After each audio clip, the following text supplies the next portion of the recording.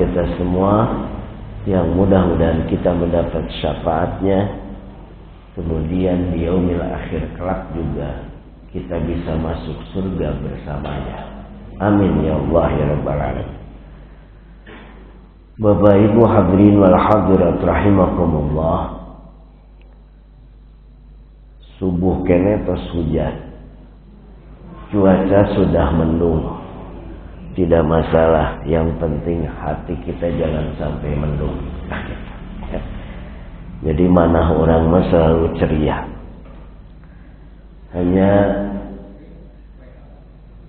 kita senantiasa berdoa apa yang kita lakukan yang baik-baiknya mudah-mudahan diterima Allah Subhanahu wa taala, dan yang buruk-buruknya mudah-mudahan Allah hapus, dan kemudian Allah mengampuni dosa-dosa kita semuanya. Hanya setiap segala harapan dan keinginan kita tentu tidak bisa mudah kita raih, karena setiap aya kohoyong didinya pasti kedah aya perjuangan. Lamun hayang madu kudu siap mayunan lebah. Ketika kita ingin memetik bunga ros, bunga mawar, maka kita harus siap menghadapi duri-duri yang ada di tangkainya. Ketika kita ingin, anak kita ketika ingin belajar jalan, maka anak kita pasti akan disiapkan untuk siap jatuh bangun. Tapi sanes lagu megijat jatuh bangun hanya. Jatuh bangun jalan. Gitu. Ketika kita mau bisa naik motor atau naik kendaraan, tentu memang harus siap untuk jatuh bangun juga. Apalagi pakai kendaraan yang besar. Oleh karena itu sebetulnya ketika kita sholat berjamaah lebih enak jadi makmum, karena penumpang mah teu kudu diajar. Dan lamun jadi supir kudu siap diajar, malah kedah gaduh SIM kan gitu. Mun jadi penumpang mah teu kudu belajar, yang penting bisa naik ge rek peureum ge jadi eta beleng. Ya. Tapi yang jadi berat adalah ketika dia jadi supir. Maka lamun rek jadi supir harus siap belajar kan gitu. Kudu belajar heula nyupiran terus ya. Malah ketika sudah bisa nyupiran pun tidak bisa langsung begitu saja kita nyupirin mobil. Tapi kita harus punya SIM kan gitu ya. Bisa ditilang ke polisi kan gitu ya. Terbayang nggak Bapak Ibu ketika semua itu adalah di masjid, atau sekarang Bapak Ibu sebagai penumpang di sini, maka seorang imam itu berat sebetulnya, berat Pak ya. Beratnya gimana maksudnya? Yang tadi itu kan supir Bapak Ibu. Kalau supir itu berarti mesti diajar benar dulu kan gitu. Kalau penumpang mah nggak usah diajar juga naik lah kan gitu ya. Walaupun akhirnya ternyata penumpang juga banyak yang bermasalah kan gitu ya. Karena ketika imam mau tigebrus dia nggak loncat duluan kan gitu. Contoh pernah saya gambarkan begini.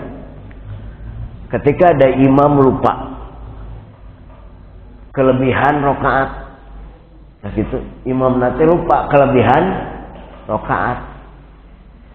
Karena sebentar lagi kita masuk di bulan suci Ramadan, ya kan ya, bulan depan itu kan sudah bulan suci Ramadan ya. Artinya berarti Bapak Ibu disiapkan untuk rancangan sholat berjamaah kan gitu. Pasti bakal serangan sholat berjamaah kan. Ya paling tidak sholat isya bareng-bareng kan gitu ya. Paling tidak sholat isya bareng-bareng. Walaupun akhirnya tarawihnya jadi beda-beda kan. Nah, Maksudnya begini, ketika imam lupa, karena imam kan manusia kan gitu ya, imam manusia Bapak Ibu. Jadi jangan bilang bahwa imam itu aliran sesat ketika sholat Idul Fitri rakaat pertama tidak pakai takbir 7, rakaat kedua tidak pakai takbir 5. Rupanya tuh imam tunuh keneh gitu, karena tadi malam habis takbiran dan mempersiapkan segalanya untuk sholat Id kan gitu ya, sehingga pantas pas sholat Idul Fitri nah kan biasanya kan gitu ya sunnahnya ya, rakaat pertama takbirna 7, rakaat kedua takbir 5. Kok imam ini langsung aja main baca Fatihah kan gitu ya, lalu kita di belakang, oh ini aliran sesat. Bukan ya kan itu, mungkin saja dia ngantuk, boleh kan gitu ya. Karena itu sunnah. Kalau imamnya nggak ruku baru udah, jadi imamnya tenangtung terus gitu, sedang turun ke bawah kan gitu ya, nggak ada rukunya. Nah itu baru salah kan gitu. Kalau takbir 7 dan 5 itu kan hukumnya sunnah. Yang sunnah itu kan berarti boleh saja, sah-sah saja kalau seandainya tertinggal kan gitu ya, baik sengaja ataupun tidak sengaja. Walaupun pada akhirnya kita tidak boleh menyepelekan hal yang sunnah kan gitu. Nah ini imam jumlah rakaatnya kelebihan. Mestinya sholat isya belum tarawih, itu sebelum tarawih kita sholat isya dulu berjamaah kan. Sholat isya itu kan 4 rakaat. Lah imam lupa dia. Pas rakaat mau keempat, pas rakaat terakhir ya, terakhir beres. Ini 4 apa 3? 4 apa 3 kan gitu ya. Kan sok gitu kita teh Bu ya, pernah nggak Bapak Ibu juga gitu? Pasnya gitu ya, pas sholat teh lupa rakaat, itu 3, 4. Itu beres kita pancan sholat teh kan gitu ya. Kita suka lupa. Maka bimbingan hukum tuh dalam fikih diajarkan untuk mundur 1 kan gitu ya. Maksudnya sebetulnya apa yang kita yakini berapa kan itu ya? Yang mana yang kita yakini? Hanya mundur gitu. Ketika 3, 4, maka kita ambil 3 kan gitu ya. Maka imam pun begitu, padahal udah selesai kan gitu ya. 3. Akhirnya pas rakaat terakhir, padahal dalam benak hati makmum ini tuh sudah beres salatnya. Tapi ternyata dalam benak hati imam ini belum beres, 1 rakaat lagi. Naiklah imamnya kan untuk 1 rakaat lagi, karena dalam pikiran imam ieu teh 4 rakaat karek 3 gitu. Tapi di hati jamaah semua ieu teh sudah beres kan gitu ya. Nah kan gitu ya, ketika imam naik semua jamaah sudah bilang subhanallah kan gitu ya. Tapi rupanya ketika baluang sama Bapak Ibu, ketika kita banyak pikiran, aduh ya, pendengaran teh kadang-kadang ada bodeg Pak ya.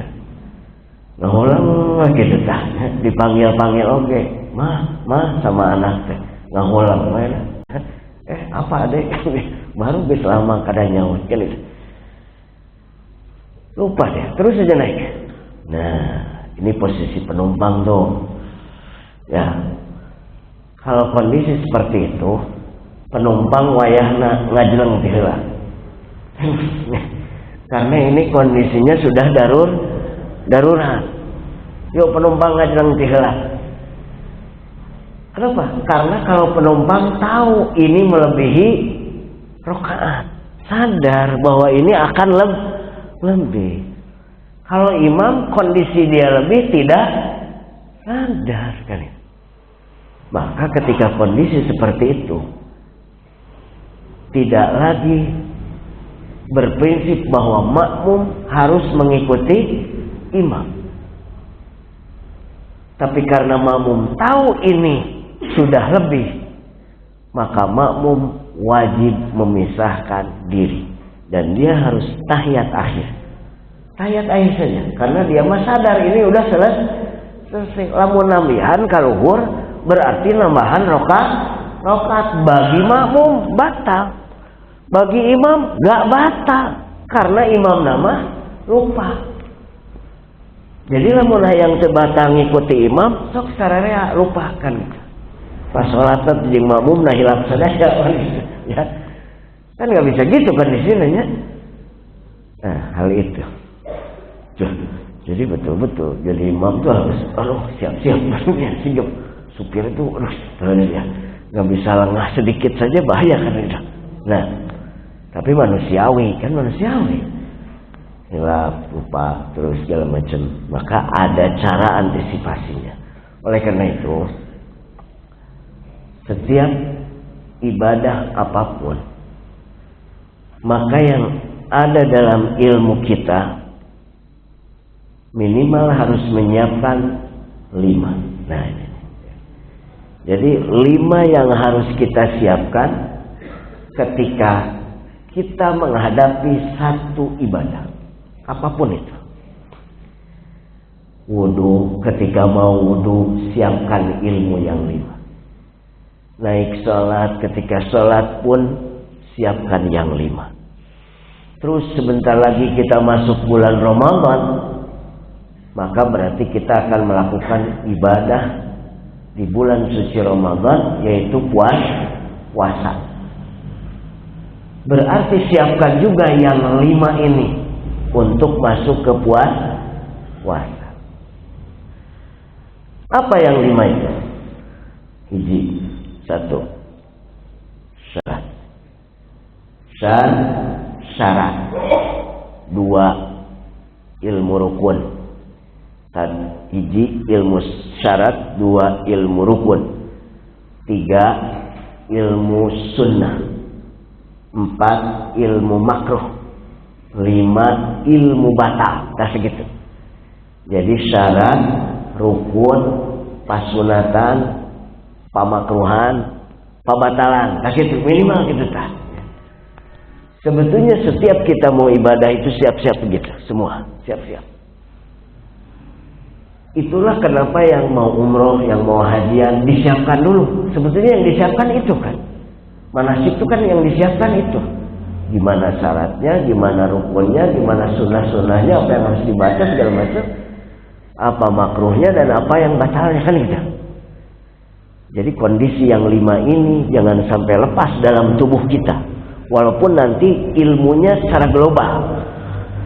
Kita tidak dituntut untuk 1, 2, 3 hafal gitu udah repot teh. Lumayannya.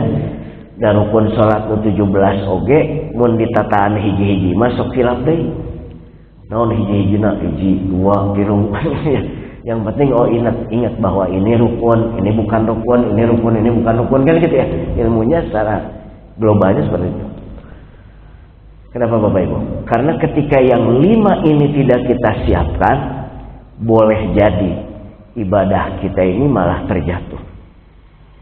Ibadah kita maksudnya sah, boleh jadi. Coba kita bayangin. Seperti yang tadi. Karena makmumnya tidak tahu, nu penting mah yang dia tahu ketika sedang berjamaah, makmum itu harus mengikuti imam. Imam ruku dan nggak boleh mendahului kan gitu ya. Imam i'tidal baru makmum i'tidal terus gitu. Tapi nantinya kebablasan. Imam gagaro, makmum gagaro. Imam hulai, makmum hulai gitu. Karena prinsip dasarnya hanya seperti itu, bahwa lamun makmum teh kudu mengikuti imam. Oke, imamna batal pas rakaat kedua misalkan keluar dari, makanya ada pintu seperti ini ya. Maksudnya jika terjadi sesuatu di imam itu bisa keluar kan gitu ya. Keluar ke makmum kompak sadayana ngikuti ka imam keluar ya. Wah, bubar sadaya. Nah, kan enggak gitu juga. Gitu. Ya. Makanya kan tidak semua, umum khusus makanya. Makanya ada dalil fastabiqul khairat misalkan. Maka berlomba-lombalah dalam kebaikan. Itu dalam al khairatnya kan ada alif lam di sana. Jadi umum khusus, tidak harus semua. Jadi lamun berjamaah yang menjadi imam berarti panghebatna, belum tentu kan gitu. Ya. Maka berbondong-bondong orang pengen jadi imam. Wah kan gitu ya. Aduh padahal mah berat lumayan ya. Nah gitu. Baik, kembali. Kalau tidak tahu yang 5 ini bisa jadi ibadah kita tidak sah, bisa jadi. So, contoh. Ketika wudu kan harus sampai sikut misalkan ya, harus sampai sikut. Tiba-tiba setengah naik da usum tiris. Setengah naik wudu teh sakit. Biarin, yang penting makan membasuh kedua tangan. Tidak apa syaratnya sampai mana kan gitu ya. Seperti apa rukunnya gitu sampai di mana kan gitu. Dah seperti itu. Atau basuh kaki kayak anak kita hanya dikepes-kepes gitu ya. Gitu-gitu kan. Tidak betul-betul disasarkan gitu ya. Bahkan kadang-kadang kita tidak berpikir Bapak kalau lamun kakeureun ieu nya. Kakeureun ieu na terus pakai ten soplas, hansaplas kan. Terus kita wudu unggul. Ya. Terus anggota wudu kita lamun katutupanku yang tertutupi oleh perban atau yang tertutupi oleh hansaplas, pernah dipikiran teh ku Bapak Ibu bahwa eta cai teh nyampe karena anggota wudu eta. Kan ya. Nah, harus gimana itu kan seperti itu kan. Nah. Baik, dah. Jadi kalau tidak hafal syaratnya bisa gitu kan. Udah sholat. Padahal wudunya kunci sholat. Kalau wudunya nggak benar berarti sholatnya juga nggak akan benar. Malas dia sholat lagi. Dah wudu lagi telah sepertinya. Nah, jadi penting. Artinya begini. Ketika kita mau sholat, siapkan dalam ilmu kita naon wae syarat sah wudu. Naon wae rukun wudu. Apa saja yang menjadi pasunatan wudu? Apa saja yang menjadi pemakruhan wudu? Apa saja yang akan membatalkan wudu? Naik sholat sama ketika kita mau sholat, siapkah dalam pikiran dan akal kita? Siapkah naon wae syarat sah sholat? Naon wae rukun sholat? Naon wae pasunatan sholat? Naon wae pemakruhan sholat? Naon wae pangbatalan sholat? Tah gitu. Walaupun tadi ya global sifatnya. Kan kalau nggak hafal bisa gawat, Bu. Ibu sholat misalkan di bumi pun pakai mukena, ari mukena nate transparan dan nu ipis kenging di pemkot nu ipis ya. Nah itu punten ari lebet nate teu nganggo acuk teh dianggo malah daleman gitu dianggo aja. Ari nganggo mukena yang tipis.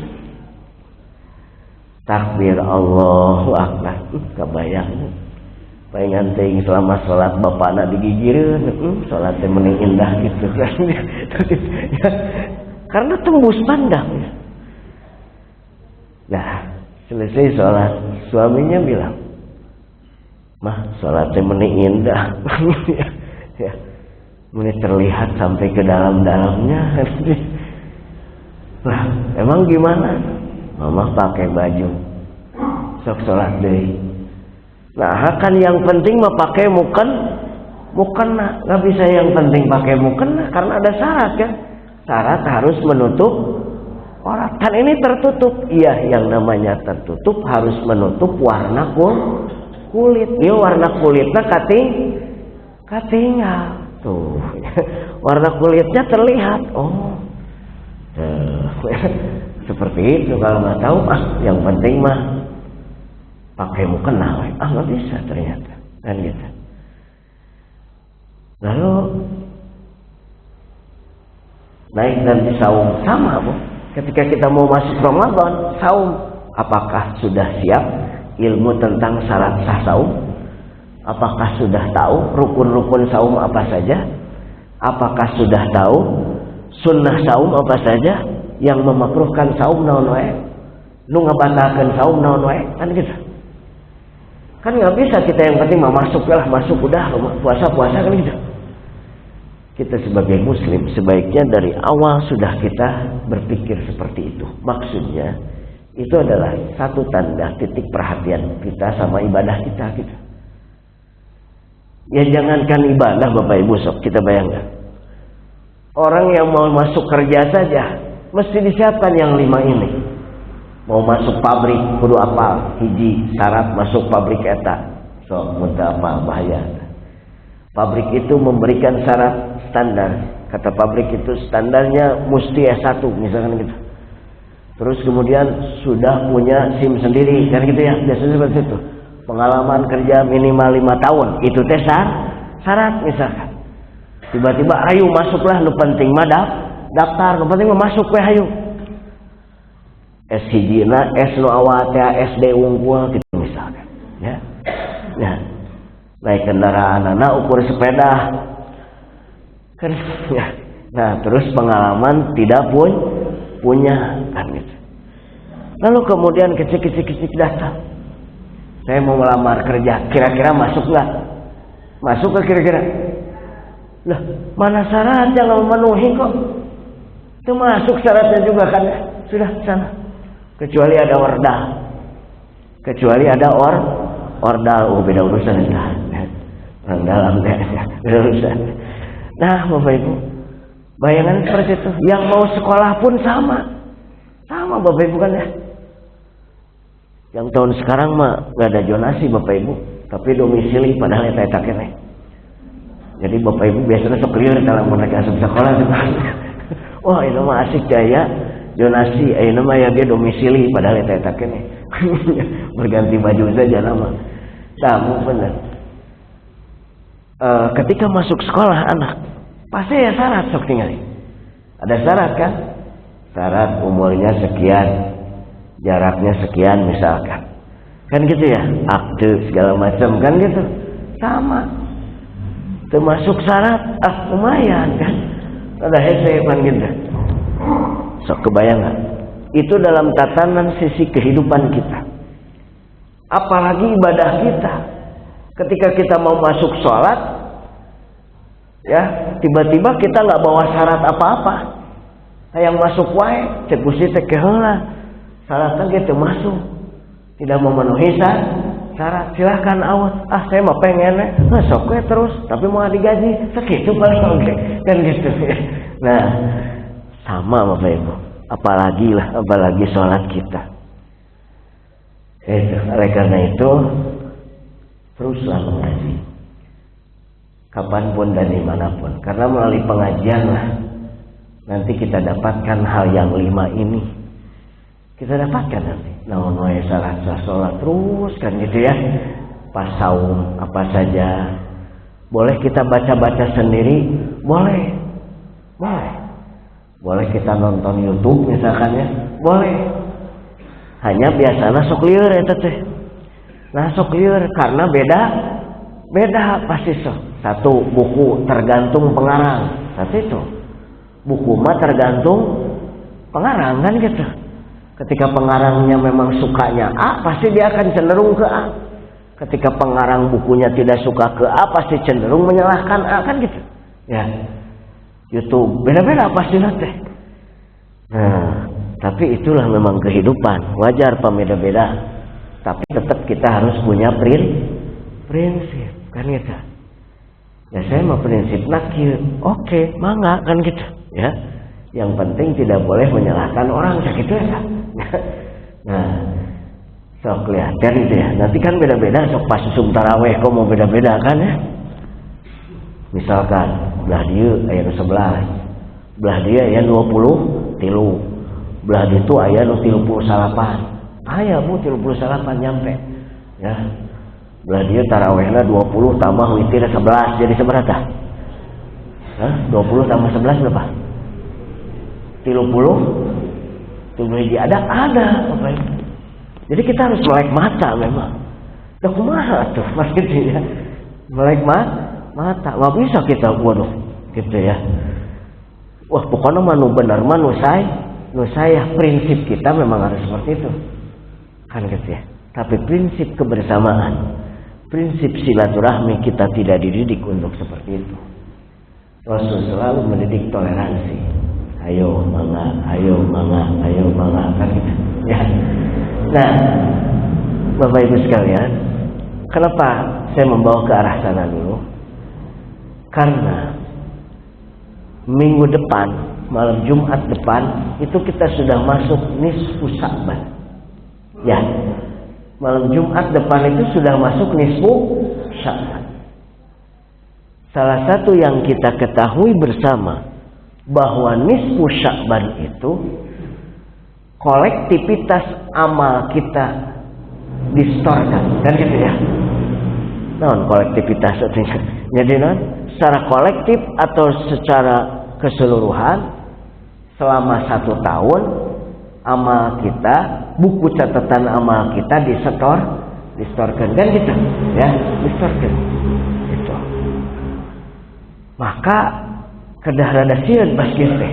Maksud kita takut tuh takut di buku catatan amal kita malah menumpuk kejelekan ketimbang kebaikan. Itulah kenapa pas sholat itu selesai takbiratul ihram, tangan kita yang kiri di bawah, tangan kanan di atas, kan gitu. Karena tangan kiri ini ibarat yang tidak baik, kan gitu. Kalau yang nggak baik-baik itu pakai tangan kiri gitu. Makanya kan punten kajaman oke kan bebersihna ku kiri, kan gitu ya. Tapi yang baik-baik biasanya kanan. Makanya ibu cerewet pisan ke anak, lamun pas dikasih terus dia nerima pakai yang kiri. Jangan kiri, kanan, kan gitu ya. Tangan baik maksudnya. Oh, tangan baik teh kanan gitu. Maka maksudnya adalah kita sadar bahwa kita adalah manusia yang nggak bisa lepas dari keburukan. Ya, makanya kita sebagai manusia tidak bisa merasa paling benar, merasa paling suci, tidak bisa, ya. Nah, gitu. Maka setiap keburukan ini segera tutup dengan kebaikan. Innal hasanata yuzhibna sayyi'at, penyitaan ya, bahwa kebaikan itu bisa menutup keburukan. Makanya yang kanan menutup yang kiri. Dan sebetulnya dalam praktek sholat, setiap apapun praktek sholat ada hikmahnya seperti itu, rahasia, simbolnya rahasia. Coba, kenapa pas tahiyat akhir atau tahiyat awal, tangan kita dari awal bentuknya sudah harus seperti ini, yang kanan. Yang kanan tuh harus sudah seperti ini, bukan harus ya, bukan wajib. Bukan wajib ya. Keutamaannya dari awal tuh tangan kanan ketika tahiyat awal dan tahiyat akhir sudah seperti ini dari awal. Kan gitu. Ini berkumpul, yang 3 tangan ini berkumpul, yang satu telunjuk menunjuk, yang satu jempolnya membentuk angka 0, tek ke sini. Dari awal. Ini mempermudah karena ketika nanti pas ilallah, pas syahadat, asyhadu an la ilaha illallah, baru tinggal diangkat. Boleh silahkan, ada yang ngangkatnya biasa, ada yang ngangkatnya keras, ada yang ngangkatnya terus bergerak-gerakan gitu, ya. Kan ada gitu kan? Nah, ini yang saya sampaikan adalah, kenapa ya yang paling utama, tapi bukan wajib bos ya, bukan wajib. Jadi boleh saja pas tangannya sampai gini kan gitu ya, bukan wajib. Hanya kenapa diutamakan seperti ini?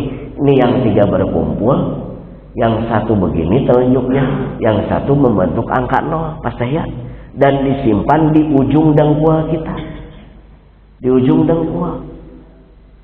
Jadi pas tahiyatnya tong ngarangeum tuur pak, ngarangeum tuur tahu ya apa? Gini terus saja kan gitu. Tapi di sini di ujung ini bentuknya sudah seperti ini punten ya. Saya naikkan ke atas punten hanya untuk contoh.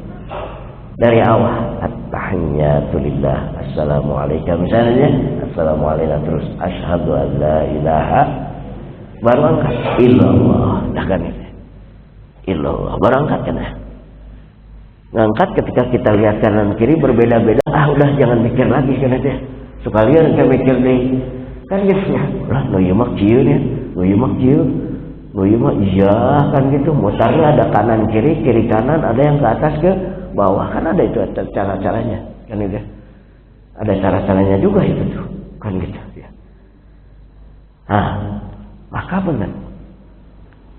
Itu juga ada isyarat kan, kenapa kok ya seperti ini bagusnya ya, yang lebih utamanya karena sebanyak apapun kita sebagai manusia kumpul di dunia ini seperti kumpul yang 3 ini gitu ya, sehebat apapun kita bersilaturahmi kumpul kan gitu ya, atau kita punya kumpulan apa-apa kayaknya puntennya kumpulan harta, kumpulan uang, kumpulan naon gitu banyak lah, alhamdulillah.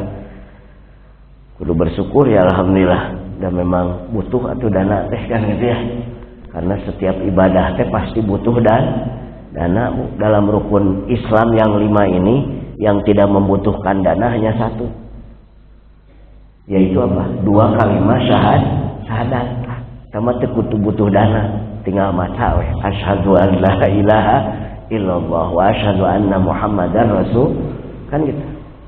So, yang 4 membutuh dana. Salat butuh dana enggak? Butuh. Mau kena ibu transparansi ganu tadi kan mau kenanya. Kita beli yang cukup kan gitu ya. Sama bapak uga urang kan pasti butuh dana kan itu. Salat. Zakat peryogi teh kana dana. Oh peryogi pisan karena zakat bahkan katanya udah bayar kan gitu. Puasa peryogi tekan dana lebih besar daripada biasanya karena mikiran ke sahur, mikiran ke buka, coba pikiran ke lebaran deh. Jadi butuh dana. Apalagi haji dan umroh, wah itu mah katingal pisan kan gitu. So mana butuh dana pasti sadaya butuh dana. Malawi kita doa sama-sama mudah-mudahan diluaskan rezeki kita oleh Allah Subhanahu wa taala. Ya. Dan doa oge pansok kitunya Allahumma hasil maqsida asidana pan kita. Nah, kita kembali. Walaupun kumpulan harta kita, kumpulan orang-orang di sekitar kita banyak, tapi di hadapan yang Maha Satu, di hadapan yang Maha Satu, Allah yang Maha Wahdaniyah, maka nilai kita semua di hadapan Allah 0. Kebayang Bapak Ibu? Kalaupun kita kumpul bersama tapi di hadapan Allah masa dayana nilaina 0, makanya dikirkeun teh angkana teh akhirnya ieu teh ngumpul sasarengan tapi payeuneun Gusti Allah mah ternyata semuanya kita tuh 0, enggak ada apa-apanya kan gitu. Itu ada isyarat ya Pak. Semua ada isyaratnya kok.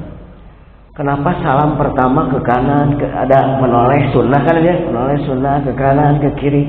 Itu ternyata hablum minannas sama hablum minal makhluk, hablum minal alam. Kita maksudnya peduli orang, ya, peduli sosial kemana-mana kan gitu. Kita hidup nggak sendiri kan gitu ya. Oh bimbingannya seperti itu. Gitu Bapak Ibu ya. Jadi semua ada hikmah dan rahasia di balik setiap ibadah kita kan gitu, ya. Nah, balik lagi bahwa nanti pas nisfu Sya'ban terkena semua buku catatan amal kita itu distorkeun. Kabayang tuh pas distorkeun ternyata dibuka teh alah ya. Sekarang kita bayangkannya tuh sehari-hari lah, jangan setahun lah. Sehari semalam 24 jam presentasikan oleh diri sendiri, mangga presentasikan we ku nyalira etang maksudnya. Banyak kebaikan apa banyak keburukan kan gitu. Ti ayeuna we ti subuh ya. Jadi supados kadituna urang nyetangna begitu rek jelek teh mikirna pasti. Nah, subuh alhamdulillah, bangun subuh alhamdulillah, itu sudah satu kebaikan yang luar biasa. 2, sholat subuh, sholat kamu ada qobla dulu misalkan ya, terus sholat subuh, itu sudah satu kebaikan. Setelah selesai sholat jangan langsung berangkat, Kan kita mah selesai sholat teh langsung udah kan gitu ya, langsung cengkat ke mana jangan Bapak Ibu. Kata Rasul, orang yang kayak gitu namanya jafwah. Namanya jafwah. Jim, fa, waw, ta. Jafwah.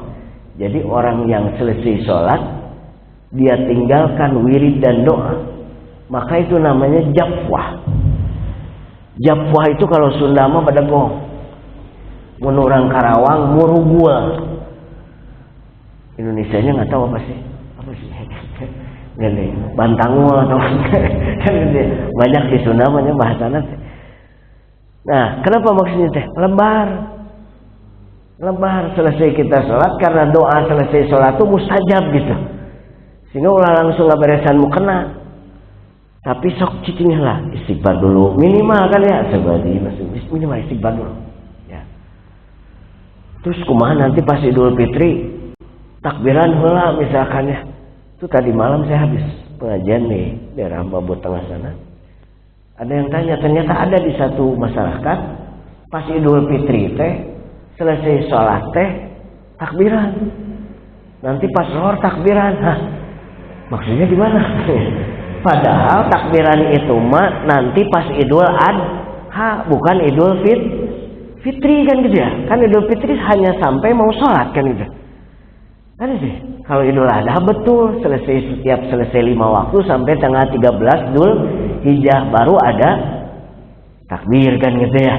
3 kali biasanya minimal kan gitu ya. Nah ini mah ternyata ada juga gitu.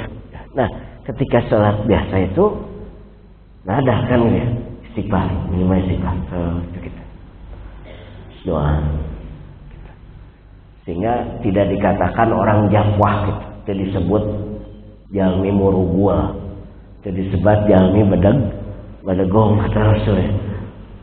Maksudnya teh sayang lagi menghadap ke Allah, pas ku Allah rek dipasihan urangna kabur gitu ya.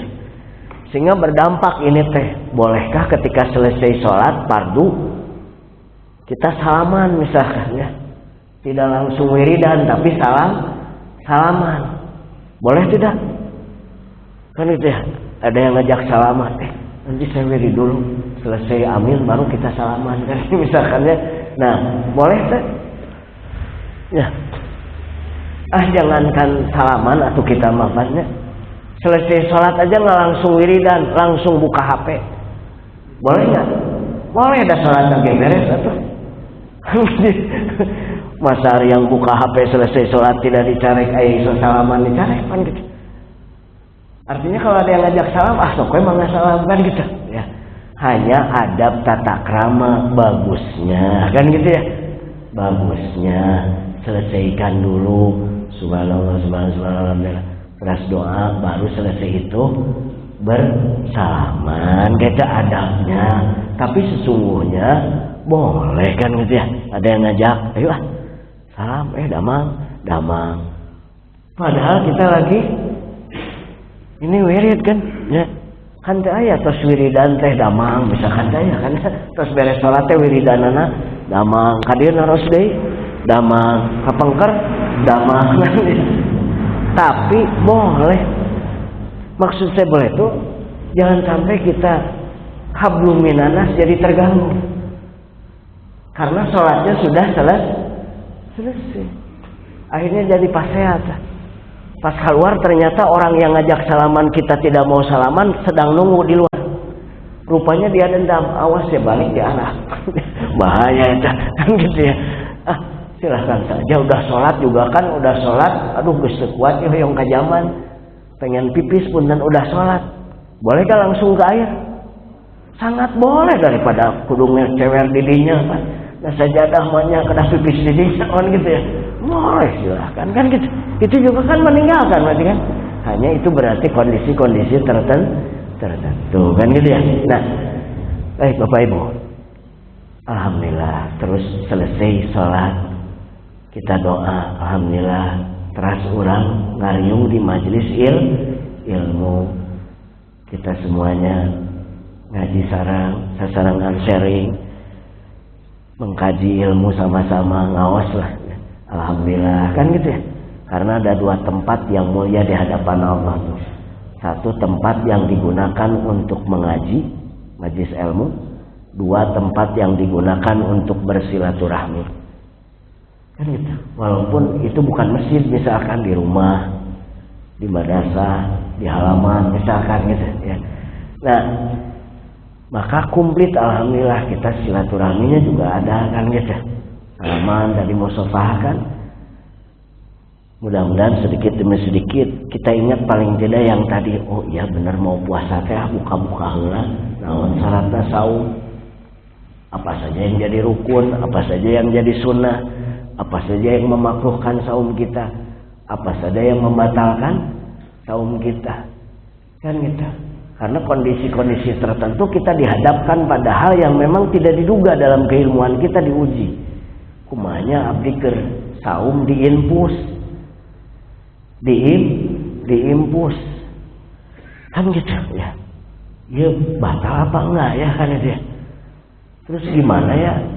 Saya ketika saum mata saya sakit kemudian pakai tetes mata, boleh enggak ya? Kan gitu. Ini ketika sakit misalnya sedikit kata dokter wayahna ieu mah kedah disuntik. Aduh, disuntik teh batal moalnya. Kan gitu ya. Itu tanpa diduga kan gitu. Nah, ya, kalau nggak siap-siap kita ilmunya bisa gawat kan gitu. Nggak tahu pangbatalan bisa terjadi batal kan gitu. Kayak ibu-ibu pas selesai wudhu kan gangguan ibu-ibu mah bu. Ari pas memeh wudhu teu hayang bobos teh nya punten. Ya, jadi kentut itu padahal sebelum wudhu mah belum pengen. Nah hari ulah wudhu udah dimukena ngadak-ngadak jadi hayang kentut. Punten dia hayang buang air kayak bunga air kumaha ya. Nah, lalu tiba-tiba salat dari salat nanya ke suaminya, "Pak, kalau kentut nggak bersuara batal nggak?" "Batal, Mas." "Oh, kirain yang membatalkan teh hanya kentut yang bersuara doang. Dan mama tadi tidak bersuara." Gitu punten ya. Aduh, ya kumaha ya. Nah, baik Bapak Ibu. Kalau ke lubang asal, lamun obat tetes mata dikana hirungkeun baru batal Pak. Baru batal ke telinga, apalagi ke mulut. Artinya ke lubang asal. Lubang asal itu ada 7 semua di badan kita. Ada 7. Yang 5 di wajah kita, di muka kita 5 nih, di kepala. 2 mata, 1 hidung, terus mulut, telinga. Yang 2 lagi di tubuh kita. Yang mana? Cari sendiri. Tahu semua pasti. Kan gitu ya. Kalau ternyata dicari tidak ketemu, segera ke dokter, bikinin lubang. Kan gitu. Berarti itu penyakit. Nah, punten. Kalau yang ke lubang asal, batal. Kalau mata itu sebetulnya lubangnya bukan lubang, punten. 2 ini ya, 2. 5 itu maksudnya apa? 2 hidung, 2 telinga, 1 mulut. Punten. 2 mata itu bukan lubang asal. Jadi boleh kalau dikecer, ditetes mata, itu nggak batal. Karena mata itu bukan lubang asal. Sekali lagi, yang 5 di kepala kita, salah tadi ya, direvisi. Yang 5 di kepala kita, lubang asal itu 2 hidung, 2 telinga, 1 mulut. Makanya tadi teh asal lebih teuing 2 ieu aya 2 opat gitu. Nah gitu bener. Nah, jadi 5 teh gitu. Mata mah bukan lubang asal. Gitu. Makanya di tetes mata tidak batal. Tek gitu. Kecuali tetes matanya kebanyakan lalu ke sini terus kena lamai. Kecuali eta. Nah, jadi yang membatalkannya ini ke mulut jangan gitu. Terus kalau infus kemana? Ke urat besar ya, ke urat tadi biasanya. Dan itu masuk ke makanan, proses makanan.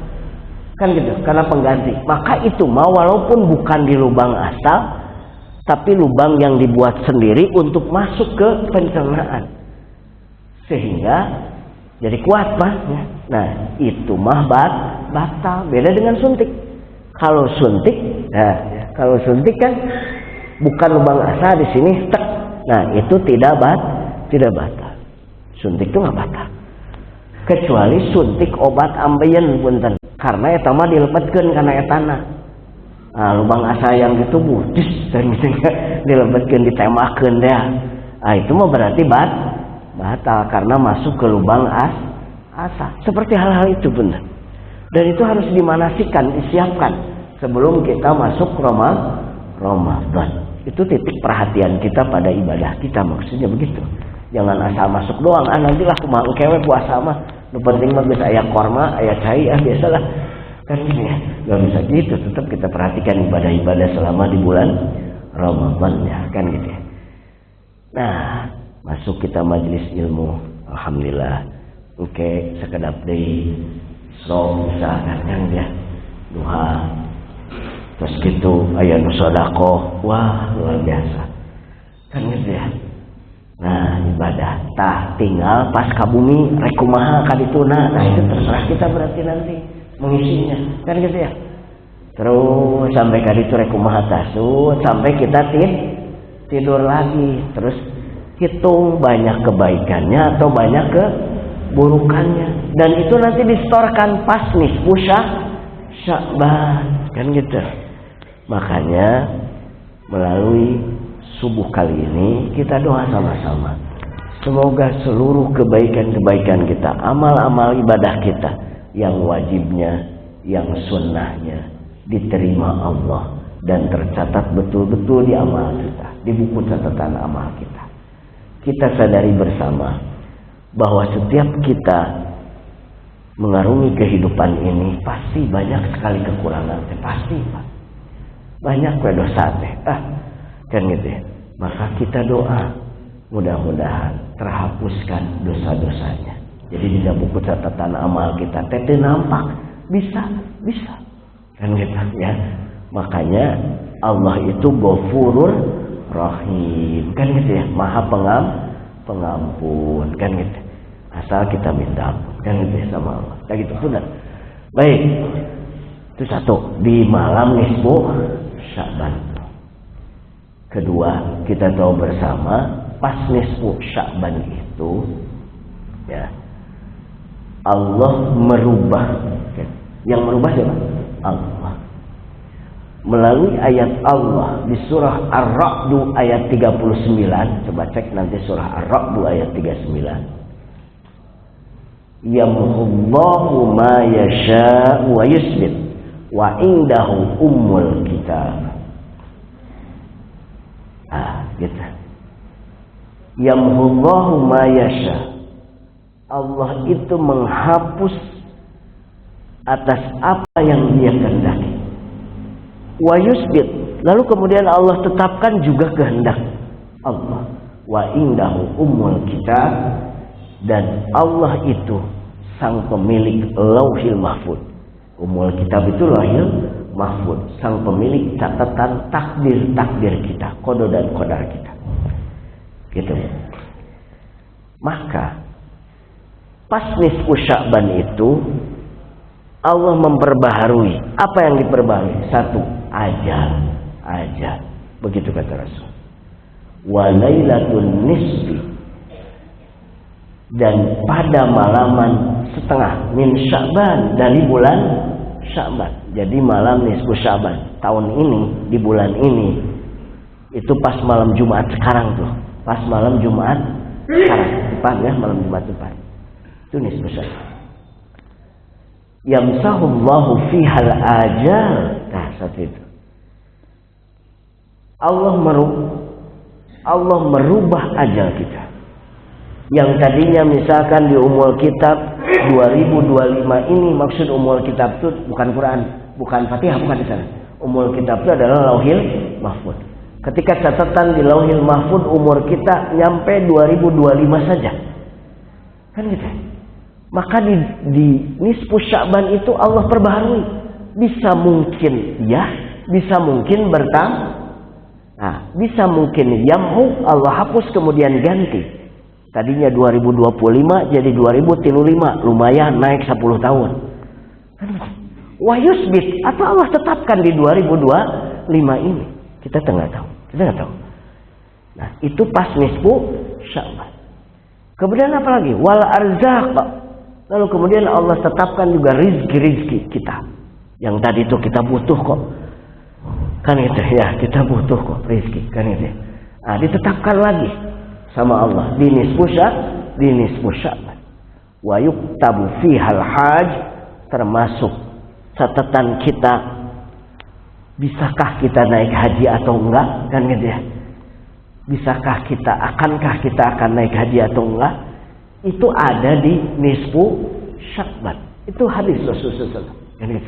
Ayatnya yamhullahu ma yasha di surat Ar-Ra'd tadi. Lihat 25 atau 35 lihat. Yamhullahu ma yasha wa yusbit wa indahu ummul kitab. Kan gitu. Makanya, nah ya, ketika pas malam nisfu Sya'ban, jangan kaget kalau di masjid-masjid banyak kegiatan selepas maghrib. Kan gitu ya. Karena mulai nisfu itu, mulai pertengahan itu masuknya itu pas ba'da maghrib. Makanya jangan heran. Janganlah kita misalnya apaan itu? Itu ngapain? Itu kok. Maksudnya itu kan ya. Nah, di masjid-masjid itu itu ya. Ya. Jadi baca Yasin 3 kali kan gitu ya. Yang satu niat panjang umur, niat maksudnya niat minta ke Allahnya, ya Allah, berkahnya bacaan Yasin ini ya Allah panjangkan umur saya. Hampir di setiap masjid. Jangan kaget kan gitu ya. Dan itu berarti sudah sepakat mereka kan gitu. Nah, kan gitu ya. Satu. Kemudian yang kedua baca Yasin untuk apa? Supaya kita terhindar dari malapetaka di tahun-tahun ini kan ya. Kemudian kita pengen ditetapkan iman dan kemudian diluaskan rezeki yang halal dan barokah kan gitu ya. Terus doa sama-sama ada tuh. Saya mah nggak mau, udah nggak ada dari sananya. Mangga kalau nggak mau. Yang penting ayat nama ada yamhullahu ma yasha wa yusbit wa indahu ummul kitab, dan hadisnya ada itu nisfu Sya'ban. Karena kebaikan di bulan Rajab karena ada 27 Rajab yaitu Rajabnya. Kemudian di Sya'ban ini karena ada nisfu Sya'bannya, dan nanti di Ramadan ada Lailatul Qadarnya kan gitu ya. Maka barang siapa yang menghidupkan malam nisfu Sya'ban, maka hatinya akan senantiasa dihidupkan oleh Allah, tidak mati kan gitu. Nah gitu. Lalu tadinya setelah itu ya pas nisfu Sya'ban ada sebagian lagi yang sholat, ada kan? Nah, kalau di saya enggak. Kalau di saya di Jati enggak kata misalnya. Karena dari guru-guru dulu enggak ada. Enggak, maksudnya ke sholat nama. Ada kan sholat yang nisfu Sya'ban, ada yang sholat ya. Tapi mungkin itu memang yang ngajarkannya ada sholat, ya sholat kan gitu ya. Nah, kalau saya sendiri hanya Yasin doang biasanya. Yasin saja 3. Kan gitu ya. Nah, ada yang ngambil dengan jalan sedekah, ada. Yang penting maksudnya berburu-burulah kebaikan baru di sana. Enggak salah kok baca Quran kan gitu ya. Walaupun kenalnya memang Yasin doang kita mah. Kadang Ar-Rahman doang. Karena kenalnya karena sering dibacanya Ar-Rahman. Jadi lancar pisan lamun geus baca Ar-Rahman teh. Fa bi ayyi ala rabbikuma tukadziban terusnya. Atau Yasin saja, pas baca Yasin pokoknya melancar weh. Begitu orang lain dengar Yasin, wah kita langsung sambut wal Qur'anil Hakim, kita sambil ngabaca. Sangat lancar pisan karena sering dibaca. Merasakan tadarus ketika Ramadan nanti. Ketika masuk ke surat-surat yang tidak sering kita baca, mulai kakekok ya. Karena tidak sering kita baca. Kan gitu aja. Nah, itu yang kedua di nisfu Sya'ban tuh. Ya. Terakhir di nisfu Sya'ban ini, di Sya'ban ini itu bulan turunnya ayat perintah sholawat. Innallaha wa malaikatahu yusholluna 'alan nabi ya ayyuhalladzina amanu shollu 'alaihi wa sallimu taslima. Itulah pantas kalau Rasul teh sering bersabda Sya'ban syahri, bulan Sya'ban itu bulanku, bulan Sya'ban bulanku kan gitu ya. Karena salah satunya itu diturunkannya ayat perintah bahwa kita setiap mukmin diwajibkan untuk bersolawat atas Nabi. Diwajibkannya kapan? Di dalam sholat. Ada kan? Dalam sholat ada kan? Ada bacaan sholawat, rukun itu bahkan jadi rukun kan? Di tahiyat akhir tuh ada rukun baca sholawat. Minimal sallallahu ala Muhammad. Minimal kan kita? Ya, sallallahu ala Muhammad. Itu baca sholawat. Di luar sholat gak wajib. Di luar sholat gak wajib. Yang wajib hanya di dalam sholat. Untung tadi jadikan rukun dalam sholat. Untung kan dijadikan rukun dalam sholat. Jadi setiap kali berarti lamun kita sholat fardu 5 kali kita baca sholawat ya. Karena kalau nggak sering-sering baca sholawat, kata Rasul begini, la yara wajhi salah satuan pusim, ada 3 golongan manusia yang tidak akan ketemu aku. Ulah gitu ya. Itu beliau sabda. Moal penak jeung abdi, moal bisa lihat wajah saya 3 golongan umatku, kata Rasul. 1, al-aqu liwalidayhi, satu orang yang menyakiti hati kedua orang tua, dijamin cek Rasul moal penak jeung abdi. Makanya rindu Rasul kan kita ya, pengen ketemu Rasul. Yang kedua, wa tariku sunnati, orang yang enggan melaksanakan sunnah-sunnahku, kata Rasul.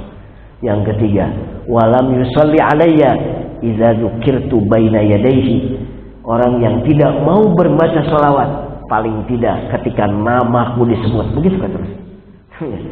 Makanya kita mah kalau ada orang yang menyebut nama Nabi Muhammad atau Ahmad, lidah kita akan langsung refleks sallallahu alaihi wasallam. Itu memang ajarannya. Karena kalau nggak gitu dijamin, kata Rasul, mau penak tadi Rasul. Ya. Nah gitu ya. Kecuali Muhammad atau Ahmadnya bukan menyebut Nabi, tapi Ahmad Muhammad memang tukang kerupuk misalkan ya. Bang Muhammad kali itu mah tidak usah pakai sallallahu alaihi wasallam, enggak usah. Ini deh. Bedakan ya. Ini khusus untuk Nabi kita Muhammad sallallahu alaihi wasallam. Bulanku, kata Rasul. Karena itu turun ayat itu. Kemudian Rasul itu keinginannya disampaikan sama Allah gitu. Kenapa Rasul bilang bulanku? Keinginan apa? Rasul ingin salat itu menghadap ke Ka'bah, bukan ke Baitul Maqdis. Karena dulu ketika Rasul hijrah ke Madinah, Rasul diperintahkan untuk ke Baitul Maqdis Palestina. Itu apa rahasianya? Untuk menghargai orang Madinah, karena ada yang Nasrani dan Yahudi banyak di sana, sedangkan mereka itu ibadahnya ke Baitul Maqdis Palestina. Menghargailah Rasul di sana. Akhirnya sholatnya menghadap ke Baitul Maqdis. Kan gitu ya. Pas bulan Sya'ban, hari Selasa bulan Sya'ban. Kan itu. Barulah Rasul mendapatkan satu perintah, sedang sholat zuhur, kan itu. Sedang sholat itu. Pas selesai 2 rakaat, Rasul diperintahkan untuk membelokkan pawali wajhaka syatral masjidil haram. Beloklah Rasul. Jadi arahnya tadinya ke Baitul Muqaddas, ke Baitul Haram. Maksudnya ke Masjidil Haram. Kan gitu. Itu hikmah besar. Kalau waktu itu tidak dialihkan, jangan-jangan Ka'bah dilupakan orang kan gitu. Jangan-jangan Masjidil Haram dilupakan orang kan gitu. Nah, karena terus aja terfokus ke Baitul Maqdis Palestina kan gitu ya. Oh ini ada Masjidil Haram, kan gitu ya. Itu juga terjadinya di bulan Sya'ban. Jadi banyak sekali keutamaan di bulan Sya'ban ini. Yang paling tidak kalau kita semua, kalau orang sadaya, malah yang penting kita berlomba dalam kebaikan semuanya. Itu saja barangkali.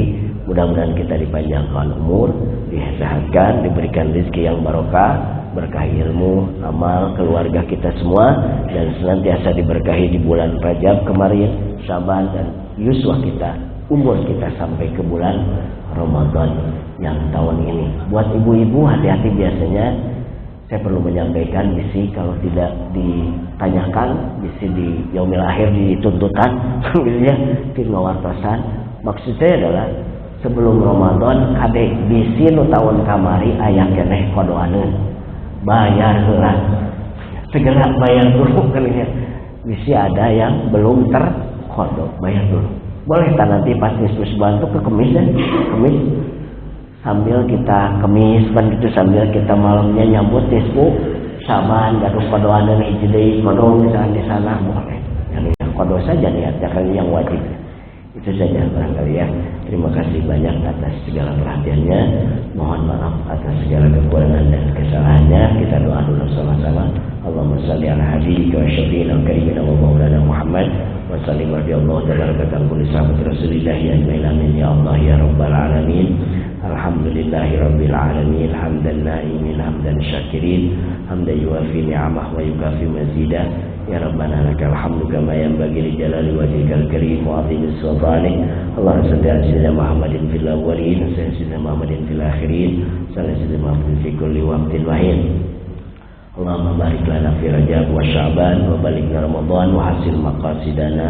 Allahumma tawil amarana, ya Allah panjangkan usia kami semua, wa sahih ajsadana, sehatkan jasmani rohani abdi sadaya, wa barik ulumana wa amalana, berkahkan ilmu abdi, amal abdi, wa aksabana wa rizaqana wa ahlana, kasab pekerjaan kami, rezeki kami serta keluarga kami. Rabbana taqabbal minna innaka antas samiul alim wa tub 'alaina innaka antat tawwabur rahim. Rabbana atina fid dunya hasanah wa fil akhirati hasanah wa qina adzabannar. Subhana rabbika rabbil izzati 'amma yasifun wa salamun 'alal mursalin walhamdulillahi rabbil alamin. Al-Fatihah. Alhamdulillahi minasyaitonir rajim. Bismillahirrahmanirrahim. Alhamdulillahil alamin arrahmanir rahim maliki yaumiddin. Iyyaka na'budu wa iyyaka nasta'in ihdinas mustaqim. Shiratal ladzina an'amta 'alaihim ghairil maghdubi 'alaihim waladdallin. Amin. Akhirul kalam. Assalamualaikum warahmatullahi wabarakatuh.